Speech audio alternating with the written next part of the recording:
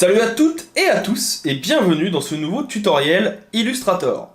Aujourd'hui, on est sur la grand-messe de Adobe avec Adobe Max et plus particulièrement avec les nouveautés des logiciels Illustrator CC 2023 qui voit le jour aujourd'hui. Pas de grosses nouveautés cette année pour le logiciel. On en a eu quelques-unes l'année dernière quand même avec l'apparition du panneau 3D, mais aujourd'hui, on va juste avoir quelques petites améliorations, dont une que j'apprécie tout particulièrement. On va avoir une modification d'un outil qui va permettre de modifier les chevauchements de forme à l'aide d'une simple sélection, ce qui est assez intéressant et qui va nous faire aujourd'hui gagner pas mal de temps. On va également avoir une partie d'amélioration qui va être liée à la 3D avec l'arrivée de nouveaux formats qui vont être intégrés. Je vous expliquerai ça un peu plus loin dans la vidéo. Et la dernière grosse nouveauté, ça va être une optimisation entre Illustrator et InDesign. On va avoir enfin, quand on va passer de l'un à l'autre, donc de Illustrator vers InDesign, la possibilité de conserver le format d'export, ce qui n'était pas forcément le cas lorsque l'on faisait un copier-coller avant. Mis à part ces quelques nouveautés, malheureusement, pour l'instant, pas grand chose de nouveau, du moins de mon point de vue. Je vous laisserai regarder, il y a quelques petites optimisations intéressantes en termes de logiciel, donc dans les préférences ou en termes de compréhension, d'optimisation de vitesse. Je ne rentre pas dans ces détails parce que malheureusement je ne suis pas assez calé non plus sur ces domaines-là, ou alors je trouve que ce n'est pas vraiment quelque chose qui a besoin d'être dit en vidéo. Si jamais vous avez des questions, je reste bien sûr disponible dans les commentaires. N'hésitez pas à vous abonner, partager et liker la vidéo, ça fait toujours plaisir. Et moi je vous dis à bientôt pour d'autres tutoriels sur Illustrator. On continue tout de suite en tout cas à les découvrir dans le reste de la vidéo.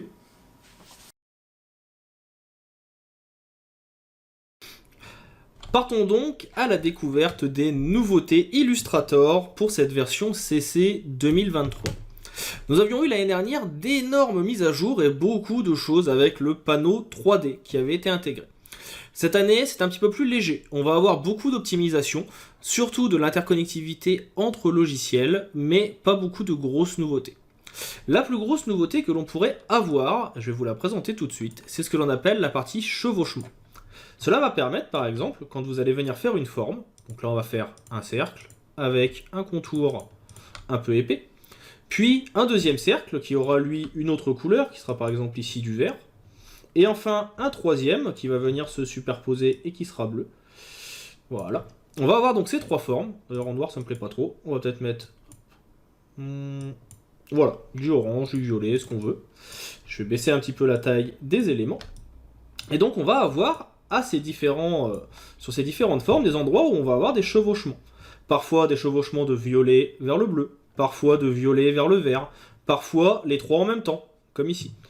Et pour pouvoir venir modifier les chevauchements, par exemple de vouloir que le bleu passe au-dessus du violet, puis en dessous du vert, puis en dessous du violet, puis au-dessus du vert, c'était un peu compliqué. Il fallait faire de la découpe de forme, il fallait faire de la fusion, etc.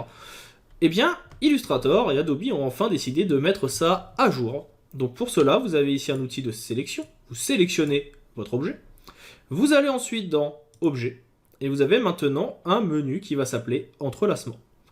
Cet entrelacement, vous venez cliquer sur Créer. Automatiquement, vous passez ici en mode Entrelacement. Sélectionnez les segments qui se chevauchent à entrelacer.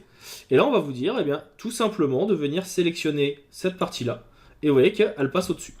Alors, il y a encore quelques petits soucis en termes de design ou d'affichage. Normal, la fonction reste relativement nouvelle. Je pense que ça sera amélioré avec le temps. Mais vous voyez que vous pouvez passer de l'un à l'autre. Et si jamais vous devez faire un entrelacement, donc ici, vous pouvez repasser derrière. Et si vous avez un entrelacement, comme on l'avait... Alors, je pense en avoir un raté. Je pense en avoir fait un où il y avait les trois. Donc, on va le modifier. On va faire un entrelacement où les trois formes se superposent. Donc, par exemple, ici... Je vais prendre ma forme violette et on va la faire se superposer à nos trois tracés. Je repasse donc en mode entrelacement. J'ai bien mes éléments ici qui sont entrelacés. Je reviens dans édition, objet, entrelacement, édition. Donc je repasse bien dans le mode. On voit que je suis repassé ici avec mon lasso. D'ailleurs, petite astuce, si vous appuyez sur Shift, vous passez en mode rectangle de sélection. Et donc là, je vais pouvoir dire que je veux modifier l'entrelacement qui est ici. Donc il a bien fait la zone, mais vous voyez qu'il n'y a rien qui a changé. Parce que comme il y a plusieurs entrelacements, il ne sait pas lequel choisir. Et nous, ce qu'on veut ici, par exemple, c'est que le violet, il passe devant. On va venir cliquer sur le segment violet, et on va le faire passer devant. Ou alors, si on veut que ça soit un autre segment, on resélectionne et on lui dit, en fait, je veux que le vert soit par-dessus. Donc vous voyez qu'il va faire un déplacement des différents entrelacements pour avoir quelque chose qui soit plus fonctionnel. Alors parfois il y a encore quelques petits bugs, il faut le faire en plusieurs fois, mais ça fonctionne également. Cela nous permettra, comme vous l'avez vu, sur certains tracés un petit peu précis, eh bien, de pouvoir venir faire des entrelacements différents. Ici, je reviens dessus. Je vais ainsi pouvoir, comme je le disais tout à l'heure, aller dans entrelacement, créer, et dire que cette partie-là, je dois être en dessous. Puis sur celle-ci, je dois être au-dessus, mais je veux que celle-ci soit en dessous. Eh bien, automatiquement, le tracé va se mettre en place. Et ainsi, on va avoir nos déplacements. Alors, comme vous le voyez, on a quelques petits soucis de découpe. C'est pas encore totalement précis. Si vous regardez dans les calques, vous avez votre option d'entrelacement qui apparaît.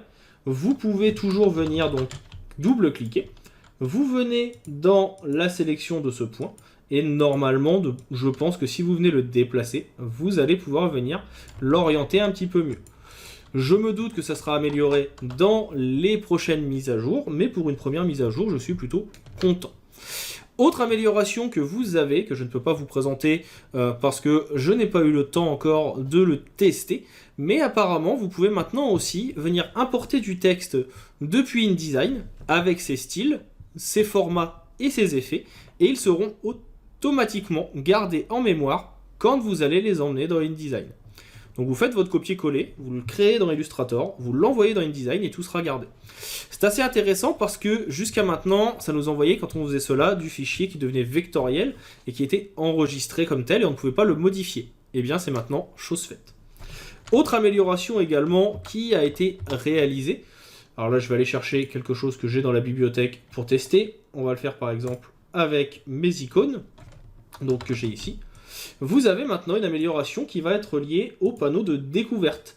Vous allez pouvoir tout simplement avoir donc des options avancées et plus particulièrement des actions rapides qui vont vous permettre de venir donner des effets graphiques. Par exemple, sur un texte, un effet néon, ou de venir convertir une esquisse automatiquement ou redéfinir les couleurs.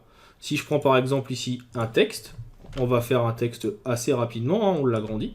Si maintenant vous sélectionnez ici donc texte rétro, automatiquement il passe en texte rétro avec tous les paramètres adéquats. Vous voulez un texte qui soit avec un autre effet graphique, on revient en arrière, on a néon, et automatiquement vous allez avoir l'application en néon, avec la possibilité de venir ensuite dans propriétés et de pouvoir venir le modifier comme vous le souhaitez. Dans Aspect, vous retrouverez également les différentes mises à jour en quelques instants pour améliorer tout ça. Enfin, la dernière grosse nouveauté qui peut être intéressante, elle est dans le menu 3D. On va aller donc dans Fenêtre, 3D et Matière, et je vais venir l'intégrer ici.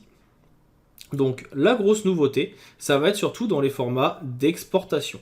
On va prendre ici par exemple une forme classique, on va venir faire un petit cercle en couleur. Et si je viens par exemple l'extruder, je vais pouvoir déjà dans un premier temps donc le déplacer. Vous connaissez maintenant le principe, on l'a déjà vu depuis l'année dernière plusieurs fois. Mais surtout, ce qui va être intéressant et important, ça va être dans la partie matière, d'avoir la possibilité maintenant de pouvoir les exporter. Et plus particulièrement dans de nouveaux formats. Le format USDA et le format GLTF, qui n'étaient pas disponibles jusqu'à maintenant et qui le sont maintenant. Et vous avez même le OBJ qui vous permettra de pouvoir utiliser vos formes créées dans Illustrator et de les ouvrir dans d'autres logiciels 3D pour les améliorer. Donc voilà pour les nouveautés que je trouve pour ma part importantes et qui sont maintenant disponibles. Si jamais vous avez des questions, n'hésitez pas à les poster dans les commentaires. J'espère que cette petite review des nouveautés vous aura plu et vous sera utile. Pour ma part, il ne me reste plus qu'à vous dire à bientôt pour d'autres tutoriels sur Illustrator et à vous souhaiter une bonne continuation.